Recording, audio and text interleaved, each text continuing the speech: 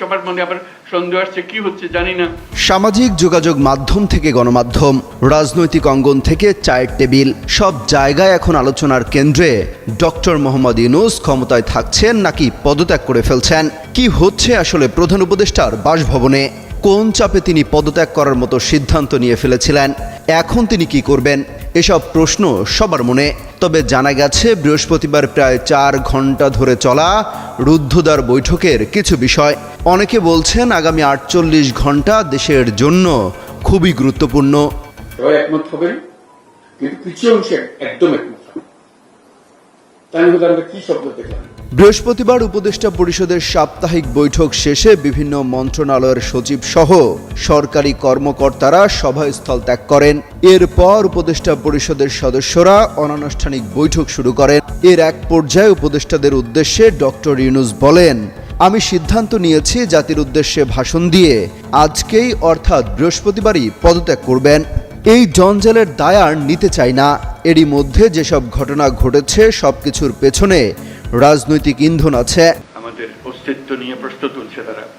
এরপর জাতির উদ্দেশ্যে প্রধান উপদেষ্টার ভাষণের স্ক্রিপ্ট লেখা ও তার রেকর্ড করার আয়োজন শুরু হয়। তবে শেষ পর্যন্ত দু একজন সিনিয়র উপদেষ্টা আরও 2-1 দিন দেখার অনুরোধ করেন। আগামী শনিবার উপদেষ্টা পরিষদের একটি বৈঠক হওয়ার বিষয়ে আলোচনা রয়েছে। এছাড়া এনসিপির আহ্বায়ক নাহিদ ইসলাম প্রধান উপদেষ্টার সঙ্গে সাক্ষাৎ করেছেন। এ সময় তিনি প্রধান উপদেষ্টাকে পদত্যাগের মতো সিদ্ধান্ত না নেয়ার অনুরোধ জানান। উদ্ভূত পরিস্থিতিতে জামায়াতে ইসলামীর আমির ডক্টর শফিকুর রহমান সর্বদলীয় বৈঠক ডাকার জন্য প্রধান উপদেষ্টার প্রতি আহ্বান জানিয়েছেন। এদিকে প্রধান উপদেষ্টার পদত্যাগের আলোচনার মধ্যে বৃহস্পতিবার বিকাল থেকে রাত পর্যন্ত ফ্যাসিবাদ বিরোধী রাজনৈতিক দলগুলোর মধ্যে ঐক্যের আহ্বান জানিয়ে ফেসবুকে পোস্ট দেন সরকারের 2 উপদেষ্টা ও এনসিপি নেতারা। জানতে চাইলে এক উপদেষ্টা যুগান্তরকে বলেন, বর্তমানে দেশে যে বিশৃঙ্খল অবস্থা তার অন্যতম প্রধান কারণ কয়েকটি রাজনৈতিক দলের পাল্টাপাল্টি কর্মসূচি। এসব কর্মসূচির কারণে জনদুর্ভোগ হচ্ছে, সরকারের নিয়মিত কাজ বিঘ্নিত হচ্ছে। রাজনৈতিক দলগুলো কোনো দায় নিচ্ছে না, সব দায় সরকারের উপর চাপাচ্ছে। অপর এক উপদেষ্টা যুগান্তরকে বলেন, রাজপথে বিশৃঙ্খল পরিস্থিতিতে উপদেষ্টাদের কিছু করণীয় আছে কিনা তা জানাতে বলেন প্রধান উপদেষ্টা। মিটিং এর পরে অনেকক্ষণ আমরা আলোচনা করেছি, কারণ আসলে আমরা দায়িত্ব নেওয়ার পর থেকেই আমাদের 3টা মোটা দাগের দায়িত্ব এবং 3টাই কঠিন কঠিন দায়িত্ব। একটা দায়িত্ব হচ্ছে সংস্কার, একটা দায়িত্ব হচ্ছে বিচার, একটা দায়িত্ব হচ্ছে ইলেকশন। শুধুমাত্র ইলেকশন করবার জন্য তো আমরা দায়িত্বটা নিইনি, যেহেতু আরও 2টা দায়িত্ব আছে, আমরা সেগুলো আসলে পালন করতে পারছি কিনা। কারণ আমরা দায়িত্ব নেওয়ার পর থেকে যার যত রকম দাবি আছে সব দাবি নিয়ে তারা রাস্তায় বসে যাচ্ছে, রাস্তা আটকে দিচ্ছে, একদম ঢাকা শহর অচল হয়ে পড়ছে। সেই অচল অবস্থা নিরসনে আমরা কিছু করতে পারছি কিনা। তো এইগুলো আলোচনা করে যেটা আমরা চিন্তা করলাম যে আমাদের এই দায়িত্বটা কিন্তু জাতীয় দায়িত্ব, এবং আমরা তো আগে থেকেই বলছি যে আমরা ক্ষমতা নেইনি, দায়িত্বে আছি। এই দায়িত্বটা পালন করা তখনই আমাদের পক্ষে সম্ভব হবে যখন আমরা সকলের সহযোগিতা পাবো। প্রত্যাশার বিষয়টা এক, আর দায়িত্বটা আসলে পালন করতে পারার বিষয়টা এক। প্রত্যাশা অনেকই থাকতে পারে, কিন্তু আমার তো একটা এনাবলিং এনভায়রনমেন্ট থাকতে হবে এই প্রত্যাশাটা পূরণ করার জন্য। তো আমরা চিন্তা করেছি যে আসলে আমরা পারছি কিনা।